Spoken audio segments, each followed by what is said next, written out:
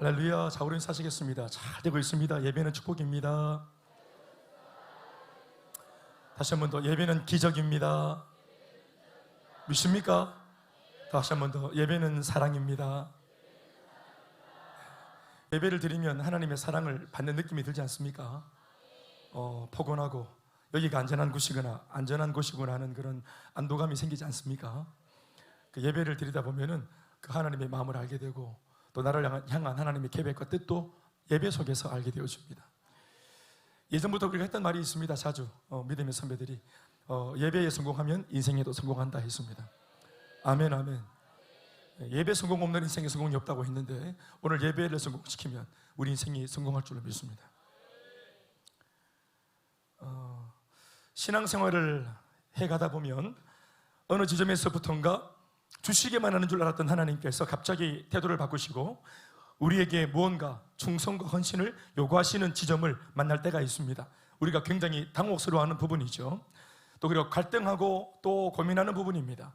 주로 하나님의 나를 향한 요청은 사실 하나님이 요청한다기보다는 하나님의 요청이 분명하지만 그것이 교회를 통해서 나에게 전달됩니다. 또 담임 목사의 권유를 통해서 또 셀 리더의 권유를 통해서 내게 전달되어집니다. 집사님 이제는 집사가 되었으니까 예배 A만 드리지 말고 B도 좀 드려봅시다. 이러면서 뭔가 시간을 더 요구하는 듯한 느낌. A도 겨우, 축제 예배도 겨우 오는데 오후 예배는 오후에 드리는 거 아니지 않는가? 예배는 오전에 드리는 거 아닌가? 그리고 금요 예배 A, B, C. C는 뭡니까? C가 여기 가노. 예배 C가 뭐예요? 금요 기도. 밤 9시 무슨 예배를 드리냐고. 나머지 공부하는 것도 아니고 잔업하는 것도 아니고 밤에 말이지. 수당 주는 것도 아닌데 말이에요. 밤에 자는 건데. 그런데 집사님이 집사가 되었고 은혜를 또 사모하고 있으니까 금요일 날도 와서 밤을 한번 깨워봅시다. 기도 좀 해봅시다 라고 이렇게 셀 리더를 통해 또 목회자를 통해 이렇게 사람을 통해서 이런 요청과 요구가 내게 전달되어지죠. 사실은 하나님이 배후에서 하시는 것인데도 아무튼 이것이 사람이든 목사님이든 셀 리더든 아니면 지인이든 하나님이든 중요한 건 그게 아니고 나한테 전혀 변화될 마음이 없고 내 시간을 내놓을 마음이 없고 이 상태에서 더 이상 내가 뭐를 더 이렇게 희생할 마음이 없는 나한테 교회가 주는 교회인 줄 알았는 교회가 뭔가를 요구하는 듯한 느낌을 받을 때 거기에서 이제 신앙의 갈등이 처음으로 일어나는 겁니다. 근데 그 갈등은 제가 생각할 때는 좋은 갈등입니다. 갈등할 필요가 없죠. 사실 그냥 단절해버리고 모르쇠 해버리면 그만인데 왜 갈등합니까? 충돌이 일어나기 때문에 갈등하죠. 뭔가 고민을 하니까 갈등이 일어나죠. 그리고 고민을 하면 말입니다, 하나님의 성령은 살아계셔서 반드시 그 사람을 고민만 하지 않도록 기도의 자리로 이끌어주십니다. 기도하면 응답이 바로 딱 일어나고 무엇이 옳고 그른지 분별하도록 성령이 도우십니다. 그래서 그 사람이 밖에만 했던 신앙에서 이제 헌신할 줄 알고 충성할 줄 알고 순종할 줄 아는 신앙으로 무언가를 하나님 나라 위해서 내놓을 줄 아는 신앙으로 거듭나는 것입니다. 우리는 이런 신앙을 놓고 성장했다, 변화되었다라고 표현하는 것입니다. 아무튼 우리는 신앙생활을 하다 보면은 그 흐름 속에서 이런 경점을 만날 때가 있습니다. 이 자체가 말하는 바는 이미 우리에게는 충성과 헌신을 드릴 수 있는 것들이 있다는 사실을 전제로 하고 있습니다. 하나님이 달라고 말할 때, 시간을 내봐라 할 때 우리에게 남아도는 시간이 있다는 사실을 하나님이 알고 계십니다. 아까 우리 저 집사님의 간증처럼 이래도 피곤하고 저래도 피곤한 시간, 하루를 알차게 보냈다. 아멘, 아멘. 이게 변화되어진 식견입니다. 아이고 그 집사님, 권사님 따라 괜히 또 부산까지 내려갔다가 막 예배도 얼마나 길고 말씀도 길고 우리 목사님보다 더한 사람도 있네 하면서 막 시급을 했네 하고 내 다시는 부산에 가나 보다 부산 오뎅도 안 먹는다 이제 하면서 막 학을 떼고 왔다. 이리 안 하고 정말 피곤하고 빡센 집회였는데 집에서 뒹굴고 누워있느니 또 TV 보면서 드라마를 보느니 어차피 굴러가는 한 몇 시간이었는데 이게 알차다, 가치롭다 라고 생각을 한 것 자체가 이미 성숙해진 거죠. 하나님께서 우리에게 요구하실 때 이미 우리한테 뭔가를 달라고 하실 때 우리에게 드릴 수 있는 것들이 있다고 보시는 겁니다. 그것을 애초에 우리에게 주신 분이 하나님이십니다. 우리의 것을 달라고 하는 것이 아니고 시간이든 무엇이든 우리의 것을 달라고 주님이 적선하는 것이 아니고 동정하는 것이 아니라 원래 하나님의 것을 우리에게 축복으로 주셨던 것을 다시 우리의 성숙을 위해서 달라고 요청하시는 것입니다. 생각해보면 하나님께서 우리의 인생에다 애초부터 넣어주신 귀한 것들이 참 많다는 사실을 깨닫게 됩니다. 생명도 주님이 주셨죠. 아멘이 아닙니까? 건강도 하나님이 주시는 겁니다. 내가 건강하고 싶다고 의지를 가진들 건강이 받아줍니까? 하나님께서 내 건강을 지켜주셔야 합니다. 우리가 때때로 삶을 살아갈 때 지혜가 필요할 때가 있는데 하나님이 때마다 시마다 성령을 통해서 내게 없던 지혜를, 어제 없던 지혜를 허락해 주십니다. 상상력을 주십니다. 창의력을 주십니다. 재능을 주십니다. 좋은 감성을 주십니다. 유머를 주십니다. 또 유머가 필요한 분들이 또 있죠. 유머를 주술처럼 주십니다. 유머를 주십니다. 열정을 주십니다. 이런 것들 등등 이루 말할 수 없는 많은 것들을 하나님이 애초에 우리 인생에 넣어주셨습니다. 왜 그렇게 하셨습니까? 그것은 하나님께서 우리로 하여금 그것들을 가지고 하나님 앞에 이제 때가 되어지면 충성과 헌신이란 이름으로 드릴 수 있는 기회와 특권을 주시기 위함인 것입니다. 충성과 헌신을 요구하시는 것이 아니라 충성과 헌신을 할 수 있는 기회를 주시기 위해서 요청하시는 것입니다. 한번 사는 인생은 유한하기 때문에 그 생명이 다하면 더 이상 충성과 헌신을 할 능력도 기회도 상실됩니다. 인생은 짧기 때문이죠. 헌신하지 않고 아낀다고 내 것이 되는 것이 아닙니다. 그대로 놔두면 썩어지고 없어질 것들입니다. 죄다, 건강도, 재능도, 시간도, 물질도 움켜잡고 틀어지고 남겨놓은 만나가 그 다음날 죄다 썩었던 그 역사처럼 우리의 인생에 속한 모든 것들도 남기고 아껴두고 우리가 재워놓으면 모두 다 썩고 마는 것입니다. 인생이 지나가면서 그때 찬란했던 모든 것들이 또 귀하게 쓰임받을 수 있었던 좋은 가능성들이 가능성으로만 끝나버리고 그때 잘할 걸 하면서 껄껄껄 하면서 후회하는 인생이 되고 마는 것입니다. 그런데 사용해서 하나님 손에 넘겨드리고 하나님 앞에서 충성과 헌신으로 집행을 해버리면 그것은 위대한 역사를 일으킬 소중한 하나님 나라의 자원이 되어서 열매로 남겨지게 됩니다. 열매로 남게 된다는 이 지점을 주목하시기 바랍니다. 내 인생을 사용해서 복음을 전하면 어떻게 됩니까? 뭐가 남습니까? 내 인생을 쓰죠. 복음을 전하려면 내 인생을 써야 됩니다. 시간을 써야 돼요. 열정을 써야 됩니다. 남한에 있었던 모든 에너지를 복음을 전하기 위해 그 사람들한테 써야 됩니다. 그러니까 내 인생을 집행하면서 쓰면서 복음을 전한 거죠. 아멘 아멘. 내 인생을 사용해서 복음을 전하면 뭐가 남습니까? 사람이 남습니다. 나를 통해 구원받은 영혼이 남습니다. 그 생명이 남습니다. 내 물질로 교회 건축에 헌신하면 교회가 남습니다. 이 딸이 여러분 여기 노변동역 이 자리 전부 다 포도밭입니다. 아무것도 없는 그냥 나대지였어요. 여기가 갑자기 막 신도시가 되면서 그렇게 또 개발이 또 뭐 그렇게 성사가 되면서 이 자리 알파시티 2로 99번지 여기가 종교부지가 되었죠. 이 종교부지가 어떤 교회가 들어올지 아무도 몰랐어요. 대구에는 1600개 교회가 있고 1600분의 1입니다. 그런데 그 1600분의 1이 우리 큰숨 맑은 셈이 들죠. 어떻게 알았겠어요? 아멘 좀 하십시오. 여러분 우리가 오늘 몸담은 이 교회는 이 건물만 해도 이 하드웨어가 우리의 살아생전에만 있는 것이 아닙니다. 네, 특별히 뭐 전쟁이 나서 뭐 그냥 막 폭탄 맞고 뽀개지지 않는 한은 주님 오시는 그날까지 우리 시대에 하고 있는 예배도 우리가 죽고 나도 여기에서 우리 다음 세대가 예배를 드릴 것이고 양육을 할 것이고 일꾼이 세워질 것이고 오고 오는 모든 사람들이 이 교회를 보면서 모두가 다 칭찬에 맞이 아니하고 하나님의 영광을 돌리는 귀한 교회가 될 줄로 믿습니다. 그래서 보십시오. 내 주머니에 있는 물질을 나를 위해 쓰면 쓸 때는 기분 좋지만 사라지고 말죠. 심지어 그 물질을 썼던 내 기억도 사라지고 맙니다. 뭐 때문에 뭐 하면서 내가 기뻤는지. 그때는 정말 아깨발이 새거 가방이었는데 돈 쓰고 딱 내 거였는데 이거 세월 지나면 수많은 가방 중에 하나가 되는 것이에요. 이거 얼마 줬는지도 기억도 안 나요.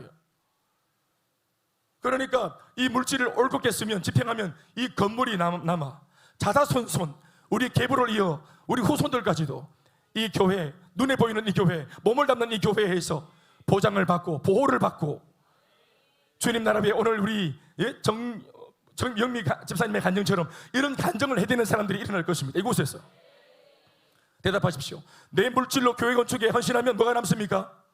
대답하십시오. 뭐가 남습니까? 그 교회를 남기십시다.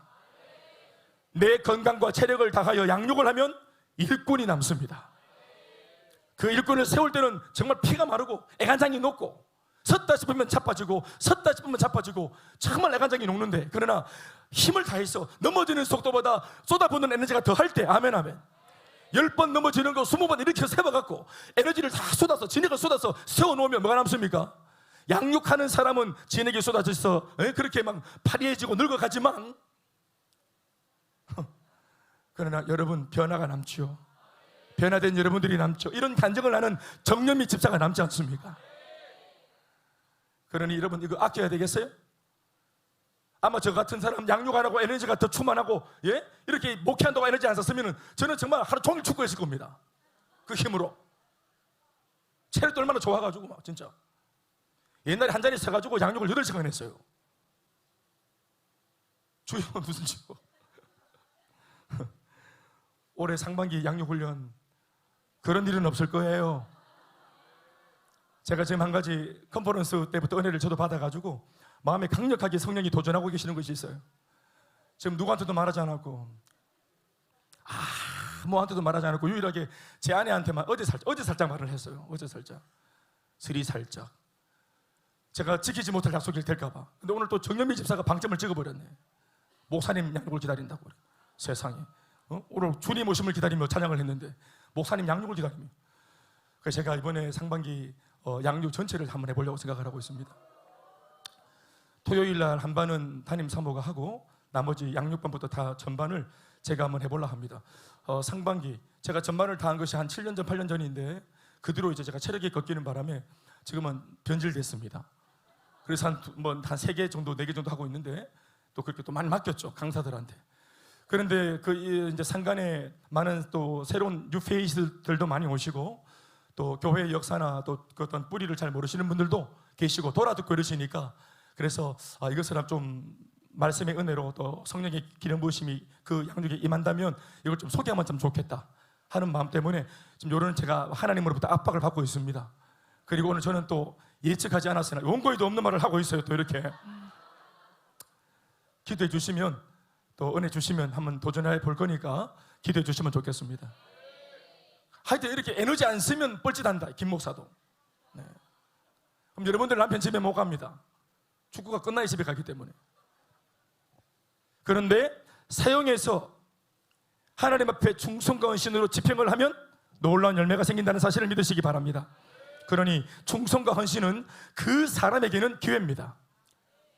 한시적이고 유한한 인생을 영원한 것을 위해서 보다 더 가치롭게 사용할 수 있는 기회가 하나님의 요청이라는 이름으로, 교회의 요청이라는 이름으로 그 사람에게 주어지는 것입니다. 여러모로 어렵고 어두운 시기에 하나님께 쓰임받는 이 기회를 붙잡고 뜨겁게 쓰임받았던 삼손. 우리는 이 삼손의 이야기를 오늘까지 이어오면서 묵상하고 있습니다. 그런데 그렇게 잘 나가던 삼손이 한순간 방종과 타락에 몸을 던지더니 사생활의 틈을 내주고 그 사생활에서 여자 문제, 연애 문제 거기서 엎어져가지고는 그렇게 타락하는 모습을 보이죠. 한순간 사람을 세우는 것은 오랜 시간이 걸리는데 이 사람 좋은 하나님의 일꾼이 무너지는 것은 삽시간에 무너지는 것을 봤습니다. 그 누구든 하나님의 일꾼이 되어 쓰임받게 된 것은 그 자신의 잘남에 근거가 있지 않고, 아멘이십니까? 하나님의 은혜에 있습니다. 일방적인 주님의 선택에 근거하는 것입니다. 그러니 결코 교만하거나 태만해서는 안 되는 것인데 삼손은 태만과 무지에 의해서 충성할 기회, 헌신할 수 있는 기회를 여인에게, 아니 블레셋에게, 아니 사단에게 빼앗기고 말았습니다. 지난 이야기의 마지막 장면, 그 비참한 모습을 21절은 이렇게 한 절로 그냥 강력하게 딱 적고 있습니다. 그냥 더 이상 미사오고 없이 그냥 적나라하게 삼손의 그 엎어졌던 사생활, 문란했던 사생활로 잃어버린 것이 뭔지를 이렇게 적어 놓았어요. 21절을 읽어보십시다. 시작.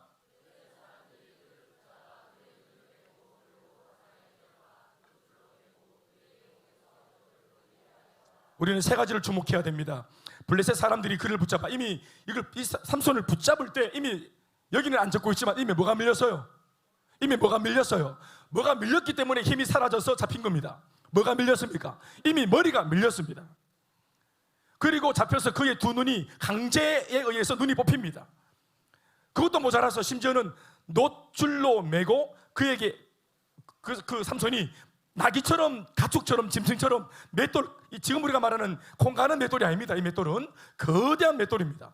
말이나 나귀가 어깨에 메고 멍에를 메고 하루 종일 돌면서, 교대로 돌면서 모으는 그런 그 맷돌입니다.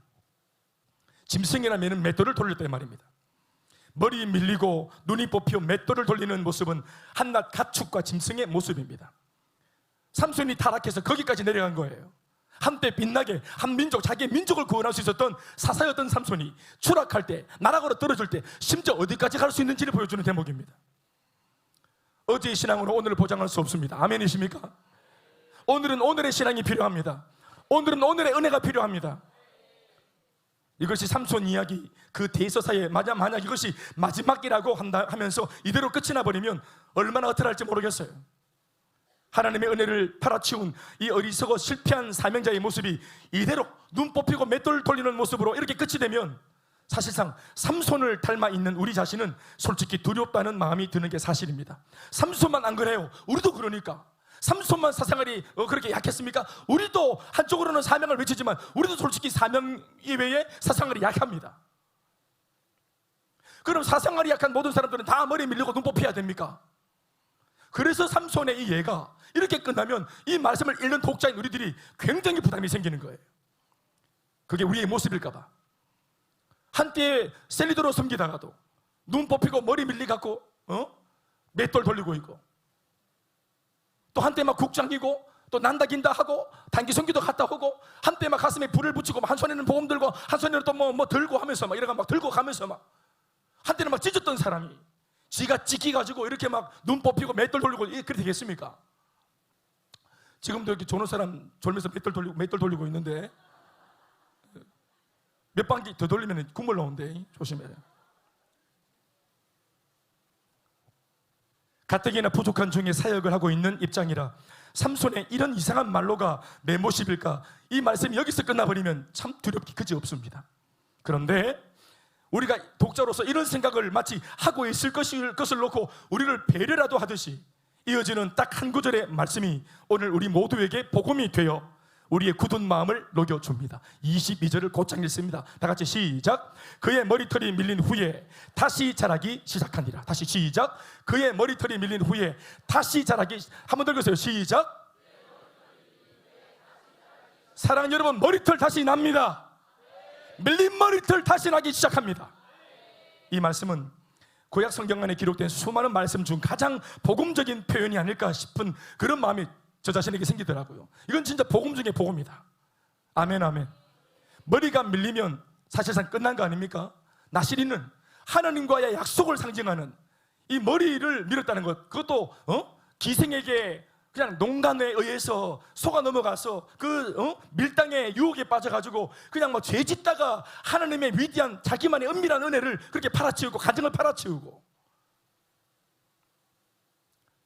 가십거리로 여기고 가벼이 여기고 그러다가 눈 뽑히고 짐승이 되어 있는 이 삼손. 그런데 그 삼손이 이렇게 끝날 줄 알았고 삼손 본인도 끝났다 생각했을 텐데, 그런데 성경이 말하고 있기를 뭐라고 말하고 있습니까? 삼손이 스스로 생각하기에 머리 다시 나지, 이게 아닙니다. 어떤 면에서는 삼손도 이걸 놓고 있었어요. 자기의 처지가 너무 추락했기 때문에 다시의 은혜를 구할 수 있는 자격이 없다고 마음을 그렇게 먹었어요. 이런 꼴로 내가 어찌 하나님께 다시 나갈 수 있을까?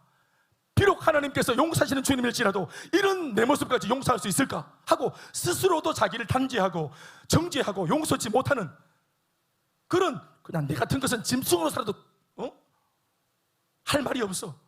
자기를 그렇게 자기 스스로가 옥죄고 자책하고, 그러니 회개할 마음도 없고 기도할 마음도 없는 그런 중에, 아무런 소망이 없는 중에, 사랑하는 여러분, 그런데 스스로의 힘으로도 죽게 나올 수 있는 힘이 없는데 그 머리는 주님의 은혜로 다시 자라기 시작하는 것입니다. 지가 자라게 막 똥꼬에 힘줘가 자라는 게 아닙니다. 약 먹고 약 발라가 나는 게 아니에요. 우리처럼 하나님의 은혜로 자라는 겁니다. 아까도 말했지만 머리가 밀리면 사실상 끝난 거예요. 속상한 결말이고 마음에 안 드는 결말이라도 어쩔 수 없어요. 이렇게 짐승처럼 비참해서 사는 듯 죽은 듯 의미 없는 인생으로 끝이 난 거예요. 그런데 본문은 저 멀리서 밝아오는 새벽 여명처럼 한 줄기 은혜의 여지를 삼손에게 비추고 있습니다. 그의 머리털이 밀린 후에 다시 자라기 시작하니라. 저희 집 사람도 지금 옛날 아이 낳고 이제 몸조리 할 때, 한참 임신하고 아이 낳을 때 머리가 확 뽑히더라고요. 그러더니 항상 뭐 임신하고 애 키울 때 보면은 늘 애기 안고 있으면은 잔머리가 송송송 납니다 이렇게. 근데 요즘에 우리 집사람이 한 50이 됐는데도 잔머리가 송송송 난대. 여보 맞지? 예. 삼손의 은혜인 줄로 믿습니다. 삼손에게 다시의 은혜가 자라기 시작합니다.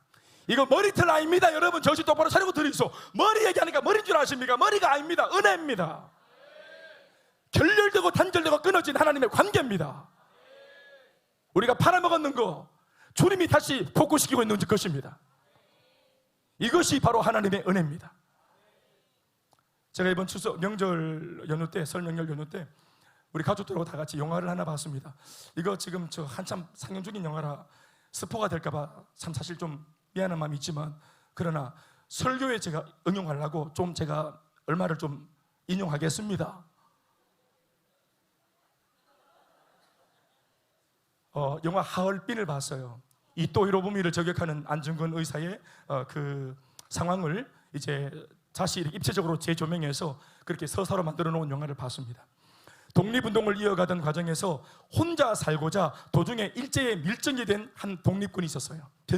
변절되어진 그런 그 독립군, 밀정이 된 거죠. 동족을 팔아먹는.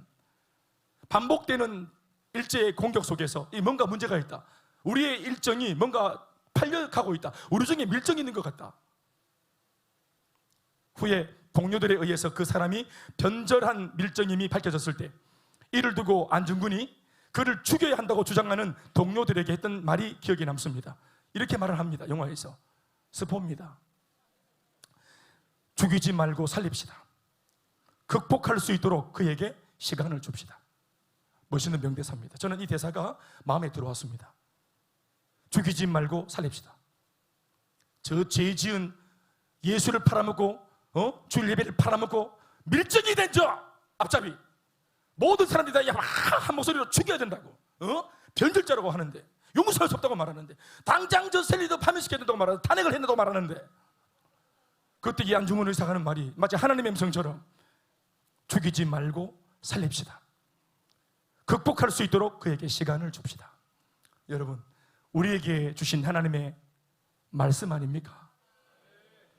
이후 그 밀정은 안중근이 거사를 치르고 사형을 당하자 자신을 배려해준 안중근의 처사에 뒤늦게 마음을 고쳐먹고 자신을 사주했던 일본 장교를 만나 암살하고 다시 독립군으로 돌아옵니다.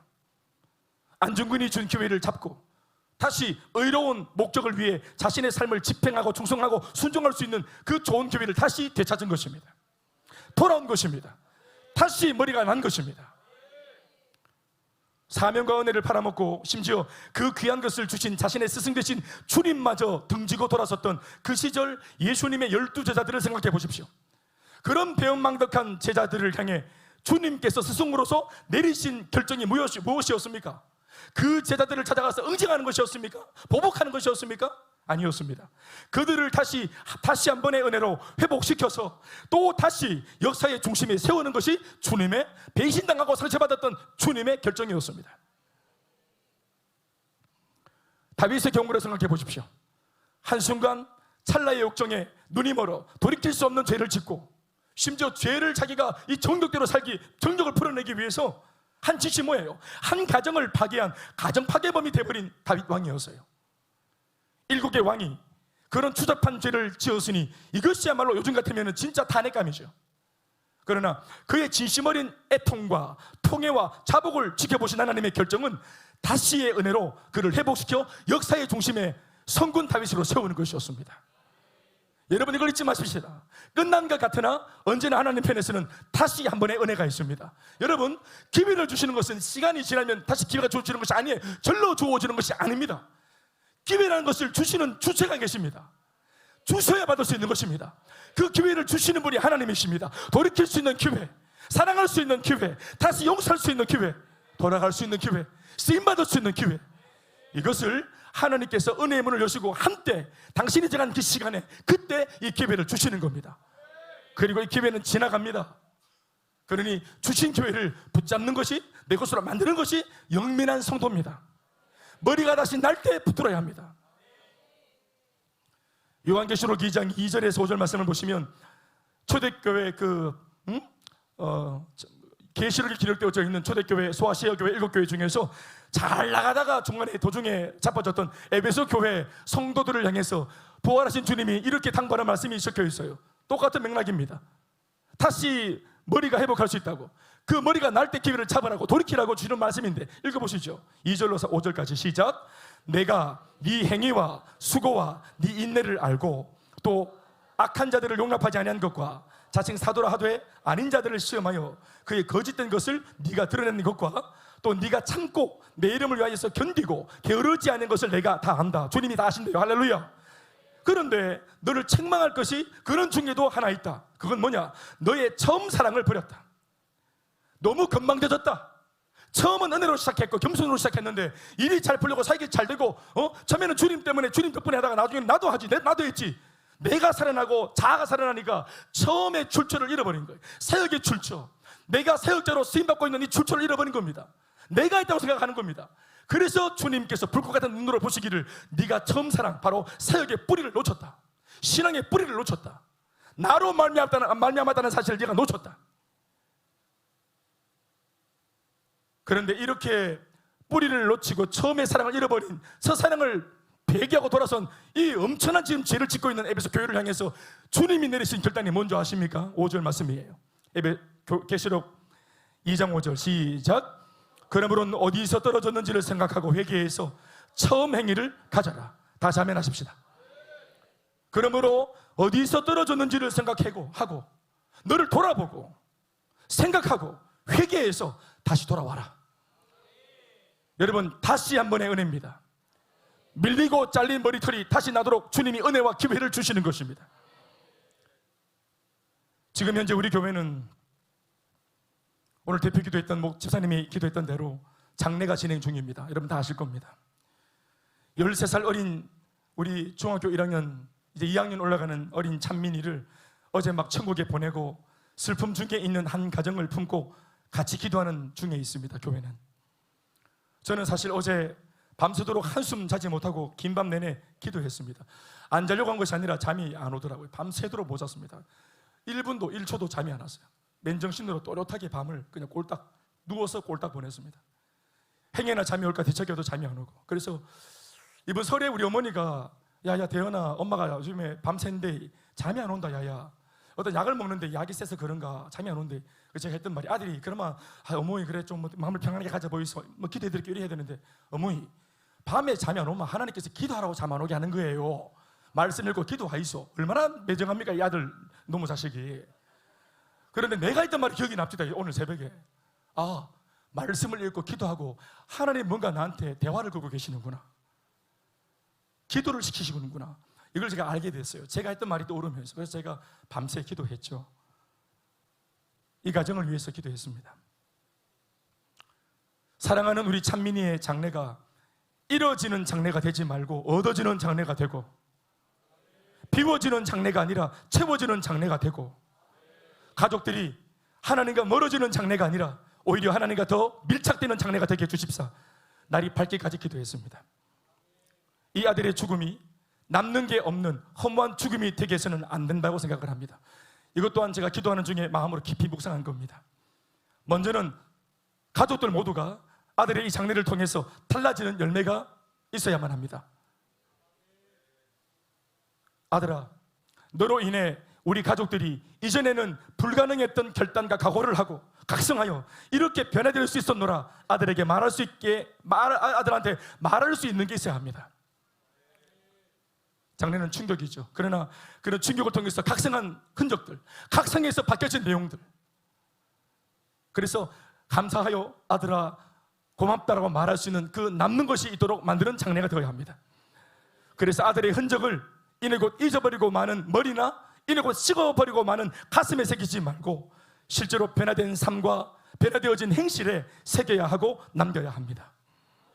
조금 더 시간이 지난 뒤 누군가가 당신은 무슨 일로 어떤 계기로 지금과 같은 삶을 살게 되었냐고 물어볼 때 앞서간 내 아들의 죽음과 장래가 그 계기가 되었다고 말할 수 있어야 합니다. 그날 우리는 달라지기로 했다고, 내 아들 보낸 그날 우리는 새로워지기로 가족 모두가 다짐을 해놓으라고 말할 수 있으면 좋겠습니다. 악한 습관을 끊어내는 결단에서부터 시작해서 하나님을 향한 위대한 결단에 이르기까지 그 모든 변화의 열매와 증거들이 사람들 앞에 공개될 때마다 아들의 이름과 흔적이 동시에 같이 나타나게 만들어야 합니다. 먼저 간 우리 아들로 인해 우리는 달라질 수 있었다고, 이렇게 쓰임받는 사람이 될 수 있었다고 말할 수 있는, 그래서 변화되어진 내 삶이 사람들 앞에 칭찬 듣고 주목받을 때마다 나를 이렇게 바꿔놓고 각성시켜준 우리 아들의 이 아름다운 행보가 같이 회자될 수 있도록, 청개구리 이야기마저도 들어보면 말썽 많던 아들 청개구리를 변화시킨 사건은 그 엄마 청개구리의 죽음이었지 않습니까? 아들 개구리를 변화시킨 계기와 그 이야기는 언제까지나 그 엄마의 이름과 함께 회자가 되고 있지 않습니까? 엄마의 죽음이 아들을 바꾼 겁니다. 죽으면 모든 것이 끝난다고 생각하지만 이런 고귀한 죽음은 죽어서도 영향력을 발휘하고 살아있는 사람을 돕고 살아있는 사람을 변화시키는 죽음입니다. 삼손을 보십시오. 말씀에 기록한 바와 같이 삼손이 살아서 일으킨 역사보다 죽음으로 일으킨 역사가 더 컸다고 하는 이 놀라운 기록을 우리는 주목해야 합니다. 오늘 본문 말씀 중에 30절 말씀을 읽어보십시다. 결국 머리가 나고 회복되어져서 힘을 다시 회복한 삼손이 블레셋 사람들이 자기를 모욕하는 그 파티 장소에 들어가서 그 파티 장소를 잡고 있는 거대한 기둥 두 개를 힘으로 밀어붙여서 함께 자폭을 하죠. 그래서 같이 죽습니다. 그런데 기록한 말씀을 보니까 삼손이 살아생전 일으킨 역사보다 죽음으로 일으킨 역사가 더 컸다고 하는 이 기록의 대목을 주목해 보십시오. 사사기 16장 30절 말씀 다 같이 읽어보십시다. 시작. 삼손이 이르되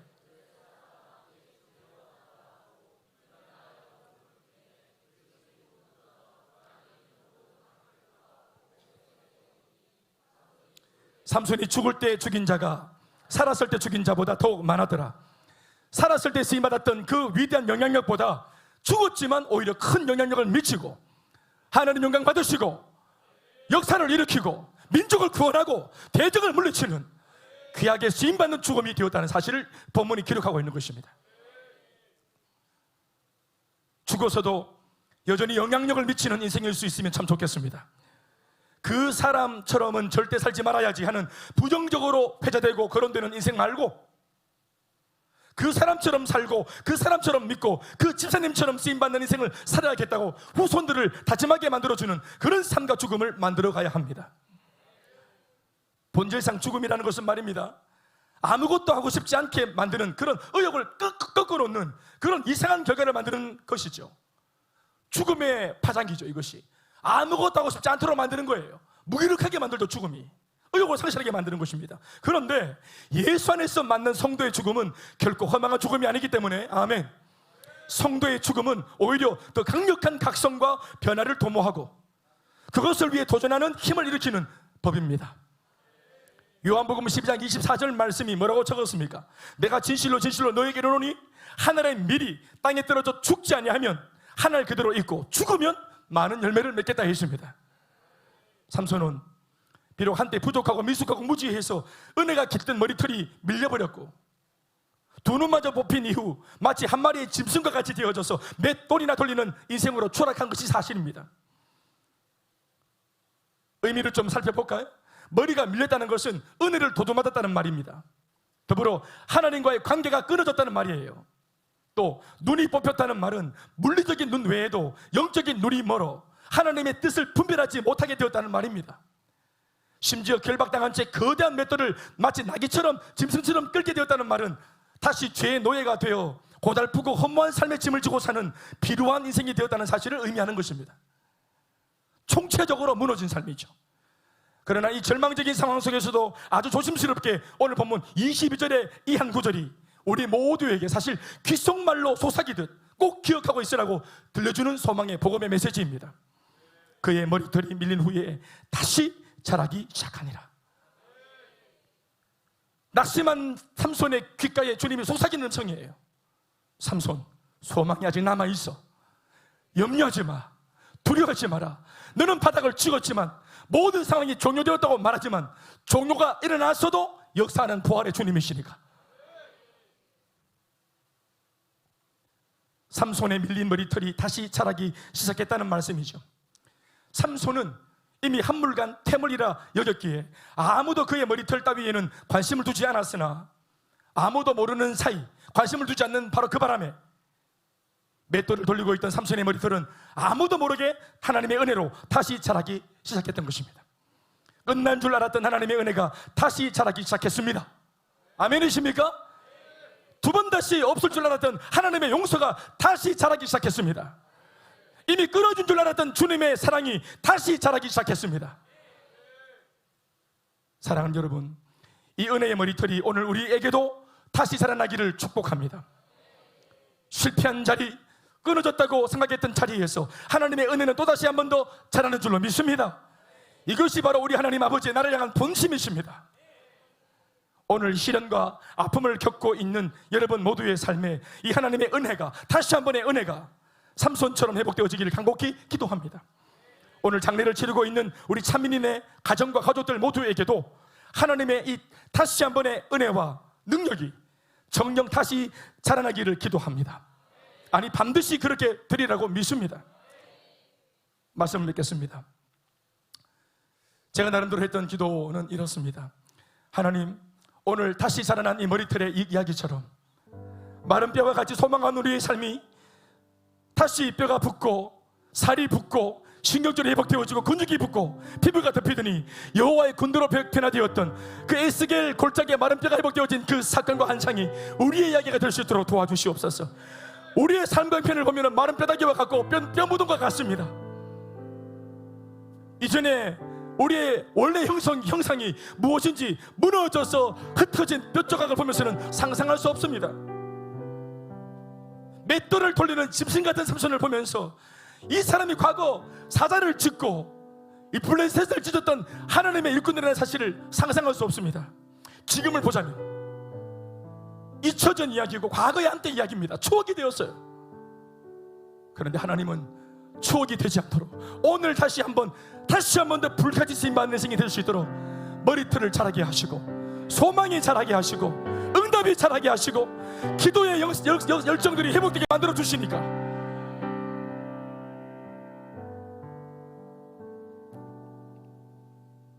우리는 마치 양과 같이 같아서 각기 제 길로 갔거늘 꼴 좋다 하고 얼마든지 조롱할 수 있고 농락할 수 있는 양이 잘못 선택한 실수임에도 불구하고, 그래서 들어선 사망이 엄치만 골짜기임에도 불구하고 주님은 책임 묻지 아니하시고 좋은 목자가 되셔서 친히 그 자리에 직접 내려오셔서 지팡이와 막댕이로 동행하시고 앙의하시고 그 깊은 골짜기에서 근전해어서 밝은 빛 가운데 안전한 곳 가운데 다시 두시는 주님의 은혜입니다.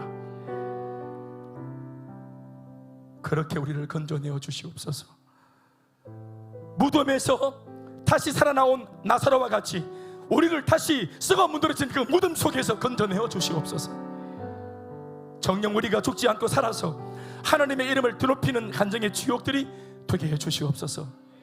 저는 우리 찬민이의 이 장례를 통해서 이 많은 것들을 깨닫고 밤새 하나님을 통해서 기도하게 되었던 내용을 몇 가지로 주로 얘기했습니다. 이 어린아이가 저한테 끊임없이 저를 가르쳤습니다. 그 중에 한 가지 저 개인적인 것은, 아, 그렇구나, 우리 물론 모두가 다 이 땅을 한 번쯤은 떠나겠지만 지금 내 옆에 기회, 제가 기회를 노래했는데 하나님과의 사이에서도 기회가 중요하지만 사람 사이의 기회도 중요합니다.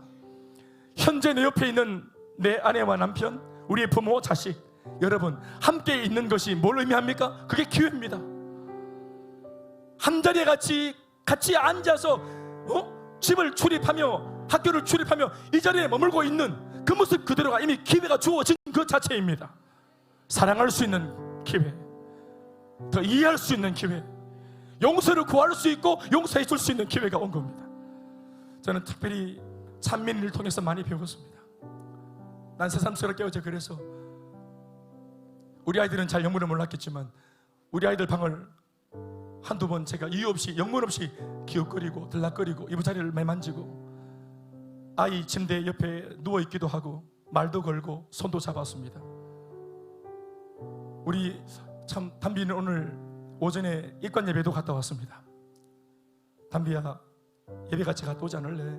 했더니 우리 식구가 5명인데 5번째 마지막으로 일어나서 준비해서 예배를 그래 갔다 왔다. 사랑하는 여러분, 왜 예배를 안 드리냐? 얼마든지 저도 그렇게 말할 수 있지만 할 수 있는 말들은 다 삼켜내고 해야만 되는 말을 했습니다. 그렇게 말할 수 있는 기회가 제게 주어졌다는 사실을 제가 찬미를 통해 배웠습니다. 가족은 존재하는 것 자체가 이미 은혜입니다. 무엇을 하지 않아도 존재하는 것 자체가 이미 감사구나. 우리 옆에 다 가족들과 앉은 것은 아니겠지만 우리 차오레인 사시겠습니다. 사랑하고 축복합니다. 더 많이 못했던 말, 그러나 꼭 할 수 있어야 되는 말, 사랑하고 축복합니다. 당신이 있어 행복합니다. 당신이 진짜 나에게 소중합니다. 우리 교회가 참 소중합니다. 오늘 특별히 밤 7시 천국 환송 예배에 이 자리에 있는 모든 우리 성도가 다 같이 동참했으면 참 좋겠습니다. 어제 우리 할머니가, 차민이 할머니가, 목사님, 차민이 지금 많이 상황이 아직 어떨지 모르겠는데 이만하면 많이 계셨으니까 이제 돌아가시십시오 했을 때, 어머님, 있어 드리는 것이 아니고 제가 있는 겁니다. 우리 차민이니까요. 사랑 여러분, 우리가 도와주는 겁니까? 있어 주는 겁니까? 함께 주는 겁니까? 우리 아들이잖아요. 그래서 아픔도 슬픔도 함께 하는 것입니다.